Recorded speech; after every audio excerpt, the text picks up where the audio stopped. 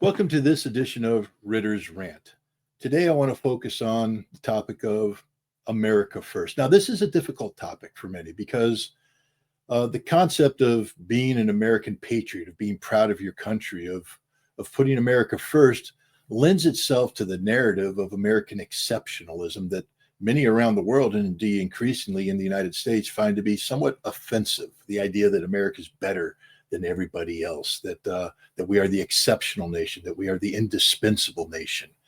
And I get that. But as an American, you need to put your country first, as every other nation. I wouldn't expect a Russian to come up and say, yeah, I'm a Russian, but America's better. Well, then you're not much of a Russian. If you're a Chinese who says, yeah, I'm Chinese, proud of being Chinese, but America's better, you're not much of a Chinese person either. And for an American to say that any other nation is better than America is problematic. This doesn't mean that I believe that America should be the supreme nation, the superior nation. But what it does mean is I want Americans to be proud of their nation and to put their nation first, because after all, if we don't promote America, who will? You know, when you take a look at the example of U.S.-Russian relations, both the United States diplomats and the Russian diplomats say there are many things that we don't agree upon, that our respective nations will put their national interest first. Did you hear what I said? They will put their national interest first, as they should. So the goal isn't to get the other side to surrender. The goal is to find out where we can work together, the common areas where we can work together as equals to promote issues of mutual benefit.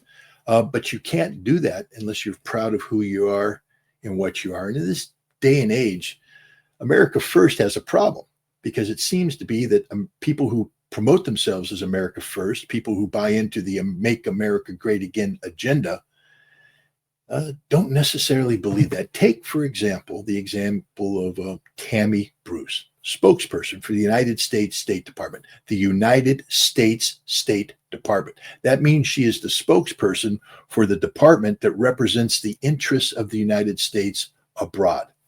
And yet, when speaking to a journalist, she said, of course, America is the greatest country in the world, next to Israel, which means that she has put Israel ahead of the United States.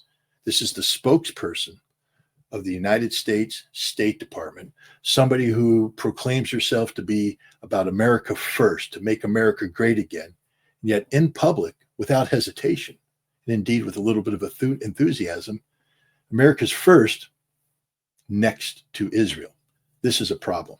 This means that American sovereignty is no longer about promoting American interests, but promoting Israeli interests. And we've seen this issue across the board.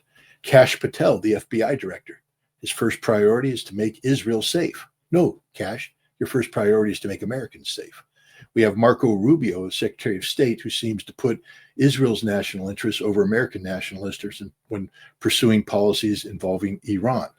The same thing can be said about our Secretary of Defense, can be said about our Director of National Intelligence. These are all people who have at one point or another put Israeli interests over that of the United States. Now, this doesn't mean that I am promoting the denigration of Israel. I'm not promoting the destruction of Israel.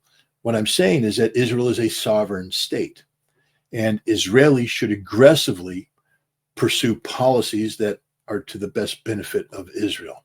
But Israel is not an extension of the United States, nor is Israel superior to the United States.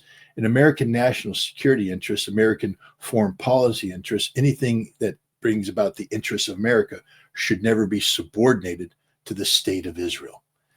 This is a problem, because you can't make America great again if you made Israel first. So I'd like people to reflect on this. Again, how do we navigate this difficult question? Here in the United States, we find out that anybody who criticizes Israel is immediately labeled anti-Semitic. And we have American lawmakers who, in this land of the free and the home of the brave, where free speech is supposed to be paramount, are threatening to turn anti-Semitic speech into a criminal act, which means that you can't criticize the state of Israel.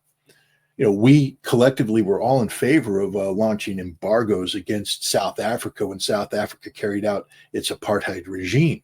that was okay. But today, when people say, hey, we disagree with Israel's genocide in Gaza, that's their interpretation. It's also the interpretation of the International Court of Justice, another forum. But, you don't have to buy into it. But as Americans, we have to respect the right of people to articulate what they want and take actions so long as those actions conform with the law of the land. And there's nothing illegal about Americans saying, I don't want to buy Israeli products. I want to boycott Israel. This is sort of the standard tactics used in civil disobedience, dating back to the civil rights movement and before. It's an American tradition. And yet now this is illegal, unlawful. You will be punished for this. That means there is no free speech. There is no freedom of association.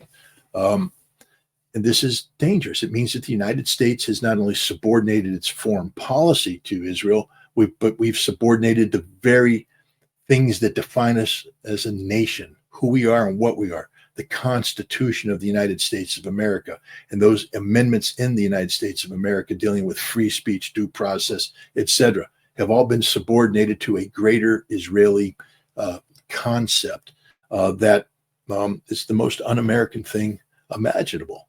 Again, people have a right to support Israel. People have a right not to support Israel.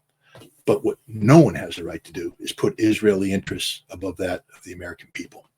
That's my rant. Thanks for tuning in. I'll see you the next time a crazy thought crosses my mind.